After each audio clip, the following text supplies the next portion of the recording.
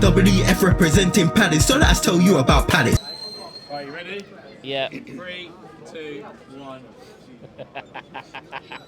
See how damn It was already rolling. I was behind the scenes. It's already rolling. Eagle Eye Football here, Crystal Palace 0, Bournemouth 0. I'm joined here with Rich. Thoughts on that wonderful Premier League match? You didn't score 5. You didn't score 5. How crap must you be? You didn't score 5. I can't believe we've kept a clean sheet. We've kept a clean sheet. We stopped the bleeding. That's the most important thing. But what a boring game of football. I mean, it's one of those games where I would like to ask you about, how was the tactics? How did the game go? But the only real talking point here, and unfortunately I think everyone's fan cam's going to go along the same kind of trail here, but inconsistency from refereeing and officials in general. Why? I don't know. And it says a lot when Areola takes off Scott at half time, takes off Tara Adams as soon as he makes that challenge, takes off Tara. Like, it says it all. Adams, if Richards is getting sent off for second yellow, and don't get me wrong, I need to see these challenges back, then Scott should have been sent off. Because Scott's one was worse than Richards, in my personal opinion. So, yeah, the inconsistency of the referee is terrible. It's a joke. One thing that I did want to ask, before the actual sending off, Eze's performance in that first half, a little bit non-existent, I would say. It was pretty much all of us. It was so poor. We were bad. We were really bad. But at the same time, we nullified their threats and the likes of Semenyo, who I think he played well for them.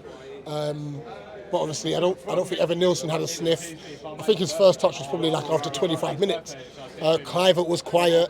So you kind of got to look at it both ways. I think between Palace and Bournemouth, all we do is just nullify each other each and every time. So, yeah, what more can you say? I mean, there was times in the game where all of their centre-backs were literally standing in our quarter of the half. And I was sitting there saying to Chairman, why don't we just have Ismail Assar stand behind them on the halfway line? He's not offside. If we get the ball, just bang it up top. They can't push us in that far up the pitch. And we just didn't have an answer for it. But we did have an answer for it second half. How well did we defend in that second half? We're brilliant. There's something about going down to 10 men that it kind of like galvanises us. It's weird, you know. But they all knew their jobs, and like all Bournemouth could do was just knock it. I mean, to be fair, they did it better than Brighton did, because Bournemouth knocked it around from side to side with pace. Brighton were a bit slow with it. But our shape was excellent. I think we managed to, and I'm going to give Lerma credit for that, because when he came on, he was brilliant at centre back as well, in order to just see the game out, really. I mean, we got to work on our clearances though. Sometimes we're clearing the ball when it's just like dropping right there. Like it seems a bit rash, but look, I can't complain with the team and their attitude, especially after going down to 10 men. Wasn't Adams' best game today? It was not. Rightfully substituted. I know he's going to be disappointed because he loves to play 90, but he was not good. Finally, who is your man of the match today? I'm going to go Mark Gahey.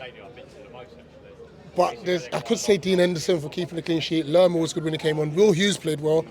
I'll go Mark Gahey. I just think defensively he helped Mitchell out a lot, because Mitchell was struggling. I thought our subs were good. Yeah, no, that actually was brilliant today, I'll say. Few passes that were off, but he carried the ball, you know, so go quick, give him credit. And then he tried to get himself about. So, yeah, look, 0-0. Clean sheet.